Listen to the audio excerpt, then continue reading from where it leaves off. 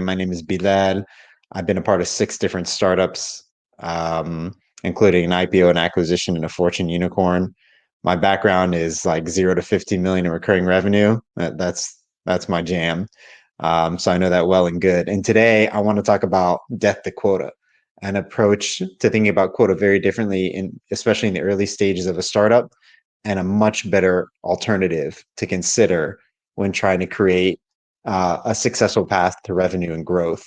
And this is really focused, I'd say, primarily on seed and Series A. Some of these lessons could be applied as well to Series B and beyond, but exceptionally powerful for seed and Series A startups. So without further ado, let me jump into this. And if you've not seen any of my presentations before, I like to draw. So I'm going to be using Google Jamboard and making this try to as interactive as possible. But let's just jump right into this subject. So the easiest way to me describe quota, I was really trying to come up with an analogy, and I just kept thinking of the stormtroopers and how shitty their aim is. Sellers hit quota like stormtroopers hit their target pretty badly. Uh, I mean, I love this meme. It just cracks me up. Only Imperial stormtroopers are this precise. Don't hit anything for 3 movies. It's kind of like that. Like hire an elite seller. Somehow they don't hit quota for 3 quarters in a row. Quota attainment is so abysmal and poor that Sales Hacker actually did a state of sales report last year, 2020, and they found that 86% of sellers don't even hit 75% of their quota target. So the significant vast majority of sellers never even actually hit even 3 quarters of their quota goal. So quota is fundamentally broken. That's not an opinion, it's just a fact.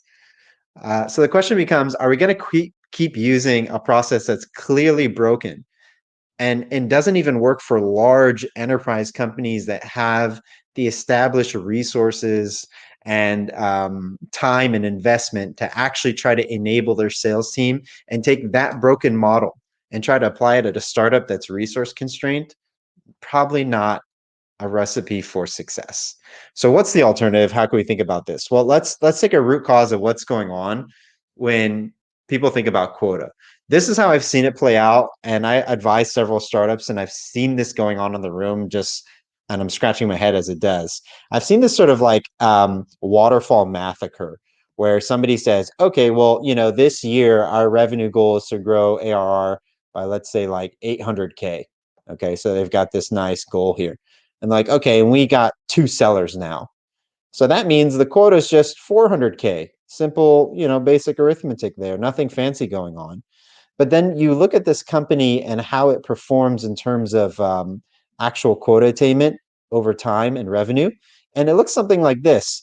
There'll be some months that do like this, and all of a sudden there'll be a dip like this, and then there'll be that big number that closes, and then it'll come down again, and it'll stay down, then it'll come up, and then it'll come up, and it's smattered all over the place. Now, there's a genuine linear path that's occurring here of upward trending, but you could see here the dots are all over the place. Sometimes it's up, sometimes it's down. Comes back up again, stays down for a while.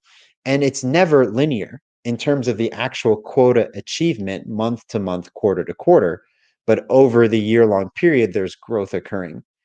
And that leads to a lot of friction between the company and the sellers who are missing those quota targets and essentially failing, right? Because we're going to dub missing quota as a failure.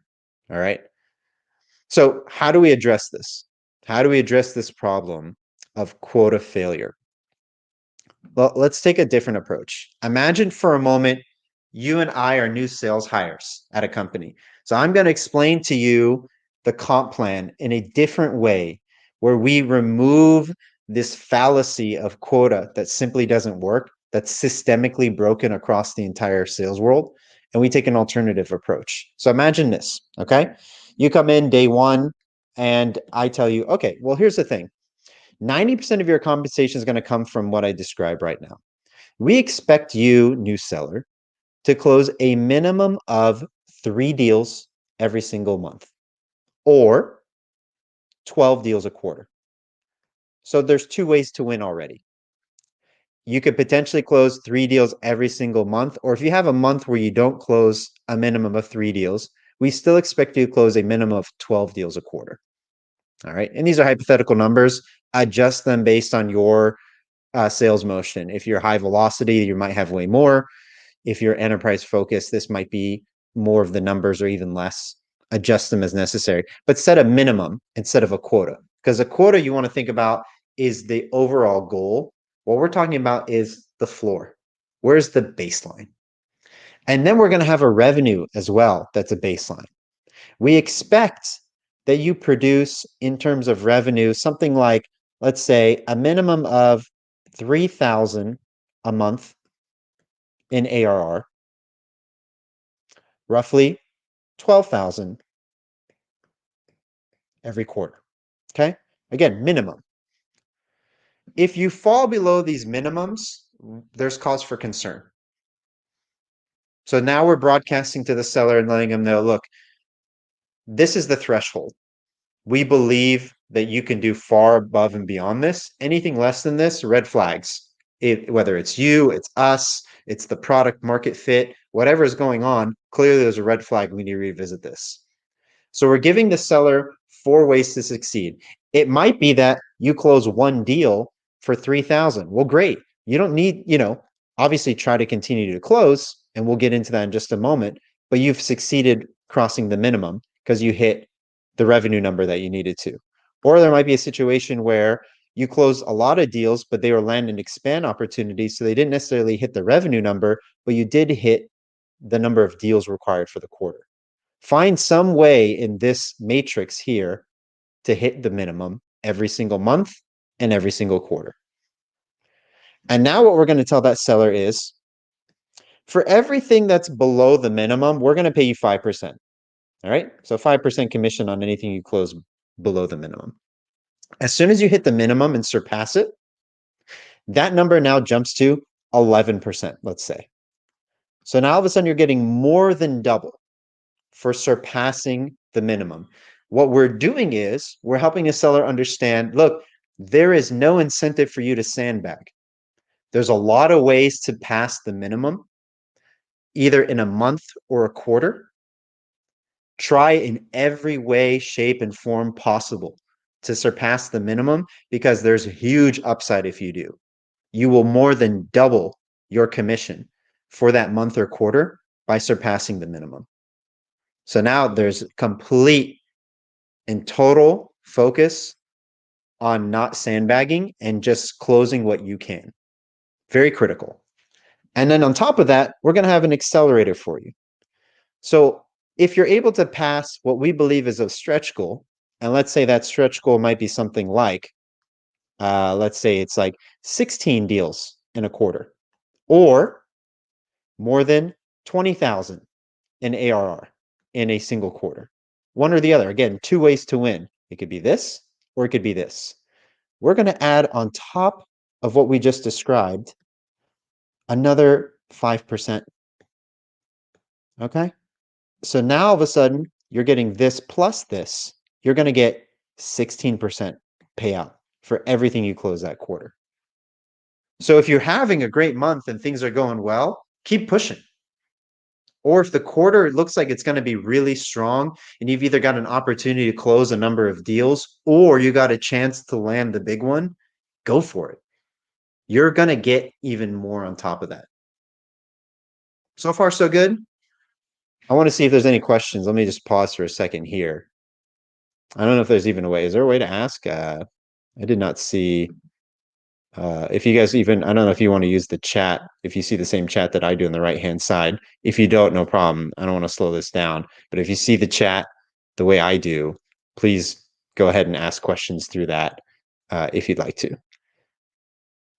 So I'm going to keep moving on, and I'll look for those in just a second for any questions in the chat. So now we've got a situation. Okay, you're tracking? Great. Appreciate it, Nick. Thanks for keeping me honest. All right. So now we've got a situation where we've described to the seller a number of things, right? We've done away with quota, and we're talking about minimums, baseline.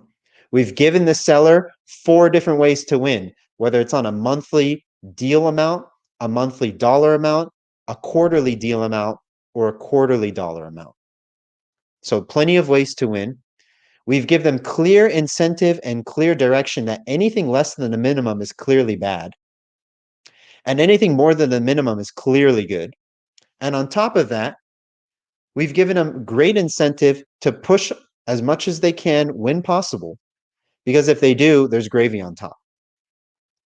The sky's the limit.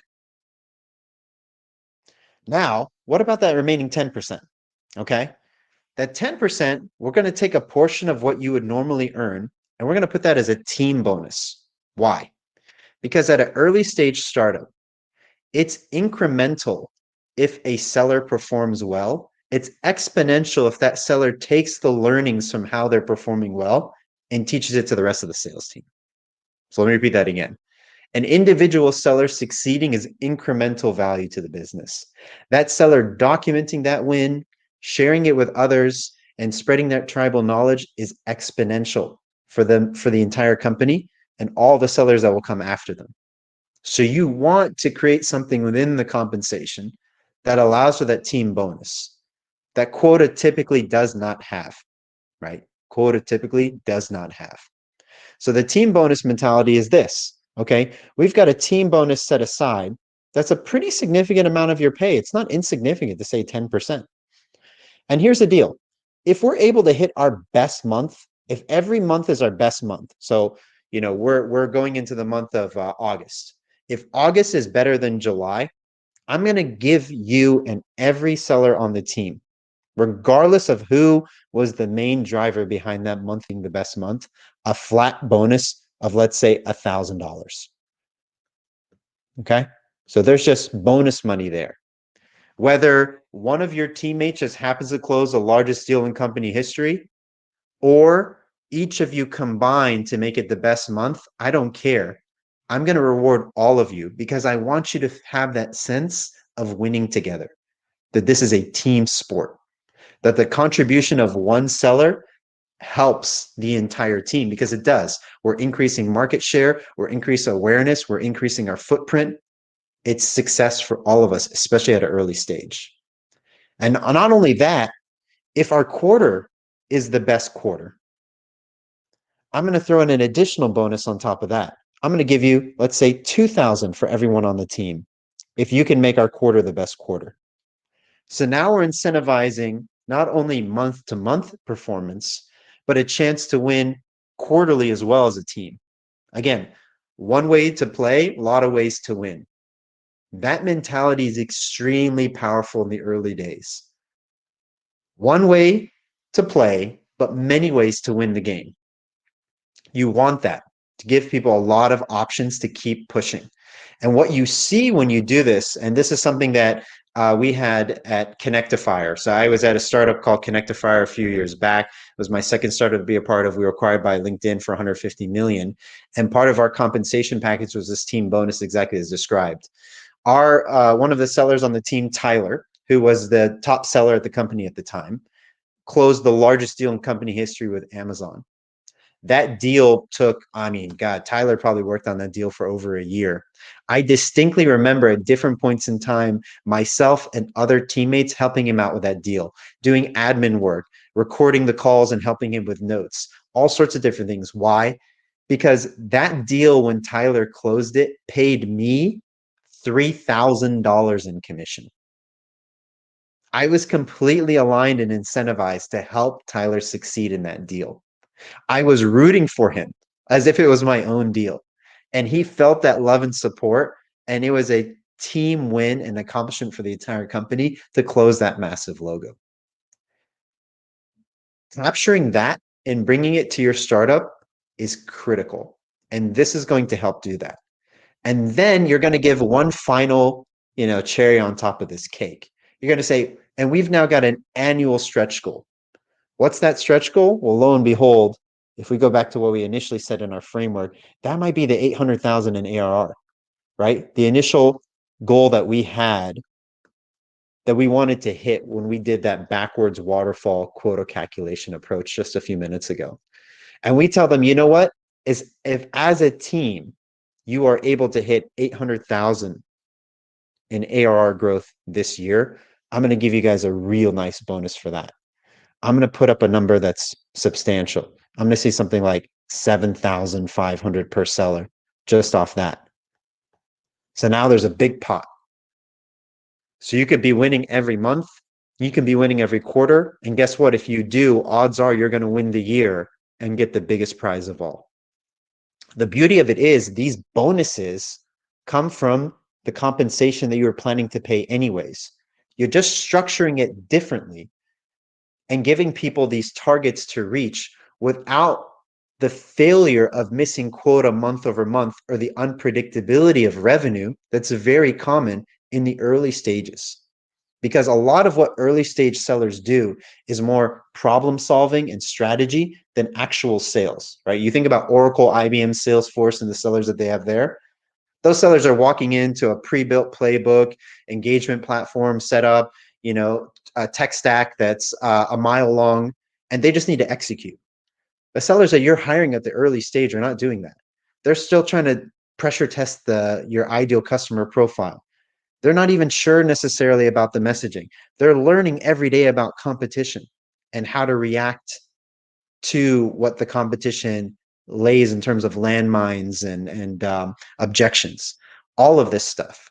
So because the ground is shifting and they need to react, you want to build an environment where it's not based on success or failure, which is what quota typically becomes, right? Hit the quota, success, miss the quota, failure. It's very binary.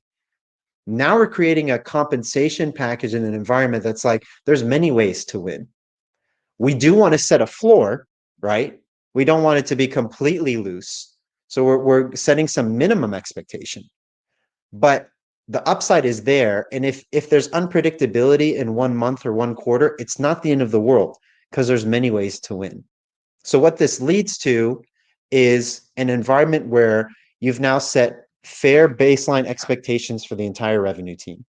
You have strong incentivization to avoid sandbagging and outperform in any given month or quarter when it's available to, and not have to think about, oh, should I hold on to this deal and save it for next quarter?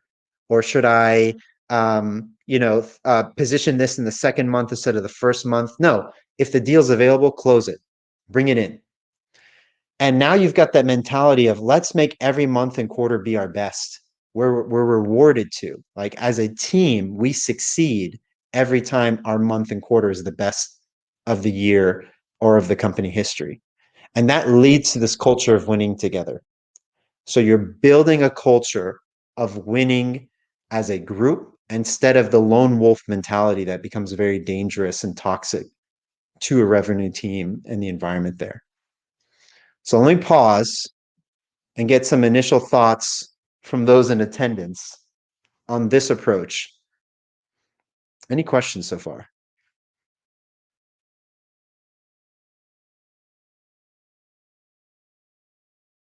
I wish there was a way to let you guys talk. That would have been so much easier. Oh, wait, because maybe somebody's typing something up. Nick, you were there for me earlier. I don't know if you're still there. Let me know if there's any questions on this approach. This is very uncommon, by the way. So if any of you were looking at this and thinking, why haven't I seen this before? It's because most operators rely on that waterfall approach to calculating quota and assuming that they're just going to get some nice linear growth that can fit on a spreadsheet. And I can bear witness, by the way, to this approach. Like I said, we use this approach at Connectifier. We had over 500% year over year growth as a sales team. We used some of this approach prior at some of my other startups, not incomplete. I use this exact approach at BioIQ. And within 9 months' time, we grew revenue by 1.2 million, purely outbound with zero marketing support with this exact approach. So if you get the right people in place and this sort of motivation, it's amazing what kind of outcome you can get. Yeah, I hear you, Katie. I've been there too, you know. So Natasha asked, how do you incorporate this method into a sales plan forecast? Try to reverse engineer revenue. Okay. So when it comes to the forecast, nope, yeah, no problem, Natasha. I lessons learned over 10 years in startups. So if I can help you guys avoid these landmines, I want to. In terms of the forecasting, now what you want to do is forecast the minimum growth with a little bit of add-on. Okay. Because we know based on the plan, if we go back to it, right, there is every incentive on the planet for the team to hit these minimums, right? And and if they're not, I mean, there's something fundamentally wrong. Like forget that the forecast is off. There's something fundamentally wrong with the business. Either you hired the completely wrong people, your product's clearly not a fit for the market. There's some key missing feature that's clearly stopping you from closing deals. Like if you can't hit whatever the minimum is set to, and the minimum should be that, right? It should not be the stretch goal. This is just baseline expectations that a seller can achieve reasonably. All right. So this is what I forecast with a slight markup. I'm saying to myself, you know what? We'll bring in 12K, probably plus an additional 20%. I can 100% commit to that. I'll put my life on it. And I do expect that we will outperform. And you will, right? You will because your sellers are incentivized to bring in deals early and often. And there's nothing holding them back in doing so. Now, it might not calculate out to the 800,000 that you needed in terms of revenue growth for the year, and that's okay because it never works out that way anyways. I mean, consider the alternative. If you had done the waterfall approach that we were talking about before back here, we just said the state of sales report said even last year, 86% of sellers miss quota. 86% of sellers can't even hit 75% of their quota goal. So you're already more accurate in forecasting by using this minimum up approach than by trying to use this quota down approach, if that helps. Good question.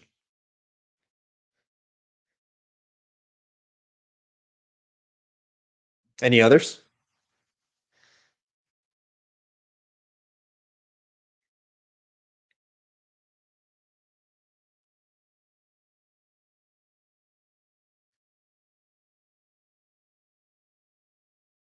I'll give you guys a second to chat. I'll bring up something else too about this team bonus compensation. This is rarely used. Unfortunately, this is rarely used. I like to give the example of when I was at Full Story, I was the first sales hire there. I became the subject matter expert at Full Story on one of our top competitors, Session Cam.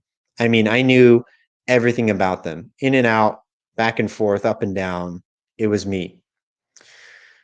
There was zero, and when I say zero, I mean it. There was zero incentivization for me to share that knowledge with my peers.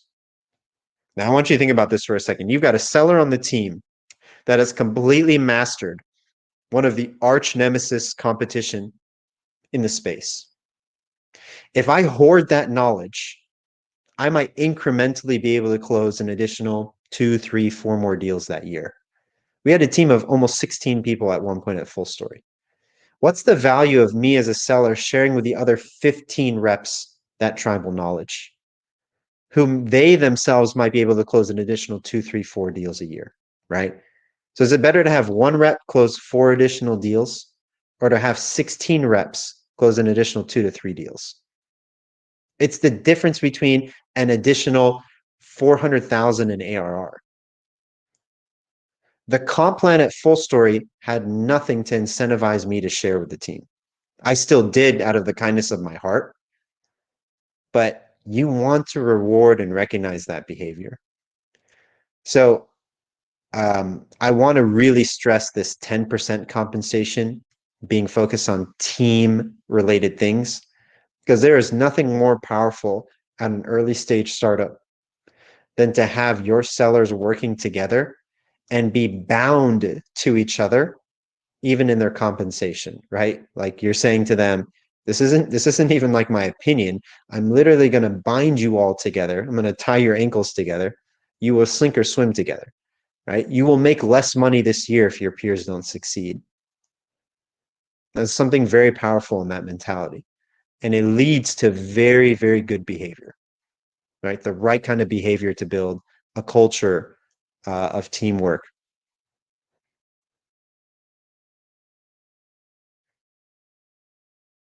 Yeah, agree. Totally agree, Nick. Yep. Yep. It's like I'd rather my team fight the stretch goal than fight each other, right? To view the stretch goal as the enemy and trying to take it down instead of viewing each other as the enemy and trying to take each other down, right? And so when I build this team bonus, that's what they're doing, right? They're viewing last quarter as the enemy because they're thinking to themselves, if we make this quarter the best, we're all going to get $2,000. So now all of a sudden, it's a common enemy that they're uniting behind and trying to tackle. And it's a thing of beauty. All right. Like totally applies to the psychology on how we get intrinsic motivation out of our employees. So only got a couple of minutes left. That went fast. Hopefully this is helpful to you guys. I'll ask Katie and the organizers if there's a way to share this Jamboard that I did so you guys can have a copy of that. But I hope you take this alternative approach to quota. And I hope you'll be champions of death to quota because it doesn't work, right? The status quo simply is unacceptable.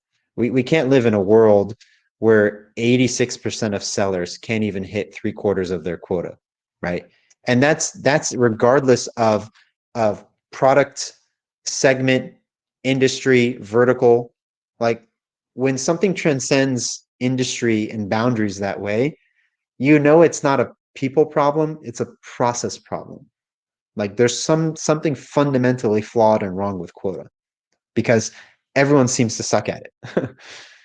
So please, share with me. You can follow me on LinkedIn.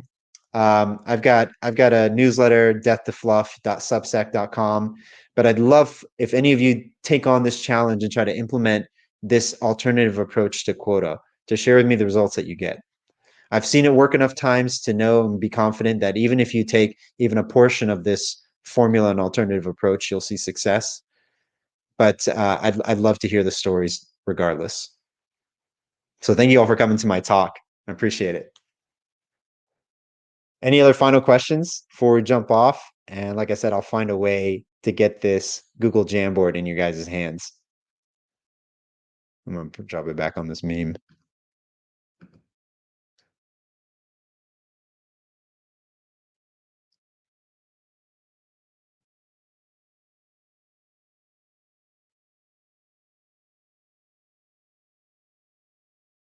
Absolutely, Courtney. My pleasure.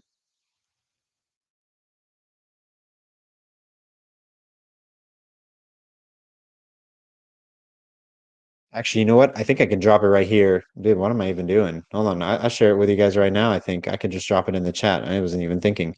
Here you go.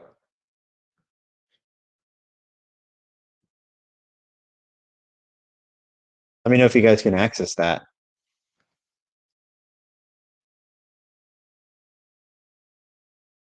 Nice. Yeah. Yeah. Feel free to share that. Hopefully we'll change the minds of the VCs out there and they'll start adopting this approach and encouraging their portfolio companies to do this. Like I said, I, I wouldn't necessarily say this is the right course for Series B and beyond. I think there's some different tactics and methods as a sales team grows that you have to change for this to work. But seed to Series A, my goodness, this should be the exclusive approach.